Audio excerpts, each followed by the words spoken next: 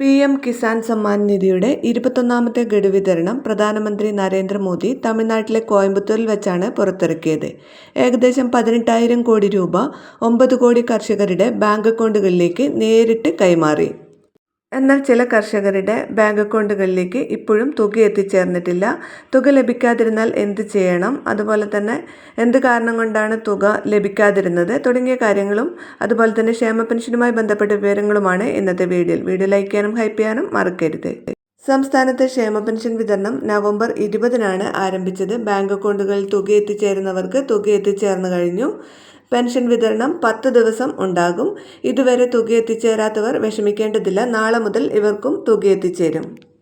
അതേസമയം PM കിസാൻ സമ്മാൻ നിധി യോജനയുടെ ഔദ്യോഗിക website അനുസരിച്ച് പട്ടികയിൽ പേരുള്ള കർഷകർക്ക് സാങ്കേതിക തകരാർ കാരണം ഗഡു ലഭിക്കാത്തവർക്ക് അവരുടെ ഗഡു ലഭിക്കും. അവർക്കുള്ള ഭൗതിക പരിശോധന നടത്തുകയും എല്ലാം ക്രമത്തിലാണെങ്കിൽ ഗഡു തുക അവരുടെ അക്കൗണ്ടിലേക്ക് ക്രെഡിറ്റ് ചെയ്യപ്പെടുകയും ചെയ്യും. എന്നാൽ ഒരാഴ്ചക്കകം PM കിസാൻ സമ്മാൻ നിധിയുടെ 21ാമത്തെ ഗഡു ലഭിച്ചിട്ടില്ല എങ്കിൽ നിങ്ങൾക്ക് ഹെൽപ്പ് ലൈൻ നമ്പറിൽ പരാതിപ്പെടാം. ഇമെയിൽ വഴിയും പരാതി സമർപ്പിക്കാം. Help line number 155261. അടുത്ത നമ്പർ 011243006006 എന്നീ ഹെൽപ്പ് ലൈൻ നമ്പർ വഴിയും നിങ്ങൾക്ക് പരാതിപ്പെടാവുന്നതാണ്.